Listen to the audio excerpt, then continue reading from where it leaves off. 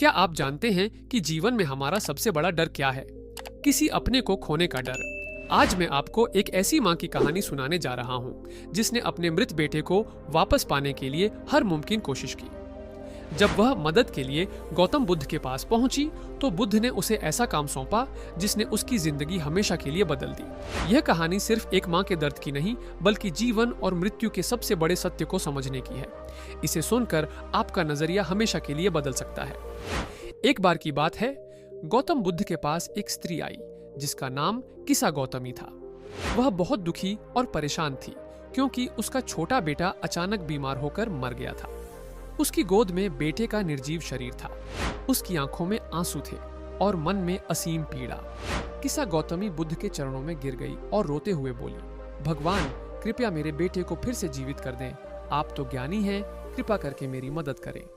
बुद्ध ने उसकी पीड़ा को देखा और शांत स्वर में कहा, तुम्हारे बेटे को मैं अवश्य जीवन दे सकता हूँ, लेकिन इसके लिए तुम्हें मेरे लिए एक छोटा सा काम करना होगा। किसा गौतमी ने आशा भरी नजरों से कहा, आप कहें, मैं हर काम करने को तैयार हूँ, बस मेरे बेटे को बचा लीजिए। बुद्ध मुस्कुराए और बोले, तुम अपने गांव में जाओ और वहां से एक मुट्ठी सरसों के दाने लेकर आओ, लेकिन ध्यान रहे वे सरसों के दाने केवल उसी घर से होने चाहिए जहां कभी मृत्यु न हुई हो।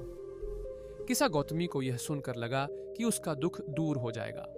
वह तुरंत गांव के पहले घर गई और सरसों के दाने मांगने लगी। घर के लोग दाने देने को तैयार हो गए, लेकिन जब उसने पूछा, क्या इस घर में कभी किसी की मृत्यु हुई है, तो उन्होंने कहा, हाँ, हमारे पिता का निधन कई साल पहले हो चुका है। ये सुनकर किसा गौतमी निराश होकर अगले घर गई। वहां भी उसे वही उत्तर मिला, किसी के भाई, किसी के माँ पिता, तो किसी के बच्चे की मृत्यु हो चुकी है।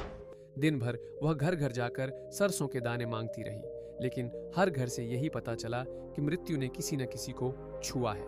थकी मांदी और दुखी किसा गौतमी शाम को बुद्ध के पास वापस आई। उसने कहा, हे भगवान, मुझे कोई ऐसा घर नहीं मिला जहां मृत्यु ने दस्तक न दी हो। हर घर में किसी न किसी ने अपना प्रियजन खोया है। बुद्ध ने मुस्कुराते हुए कहा, किसा, यही तो जीवन का सत्य है।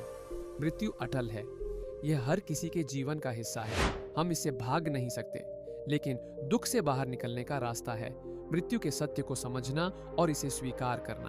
किसा गौतमी को अब यह समझ आ गया था कि जीवन और मृत्यु का चक्र सभी के लिए समान है।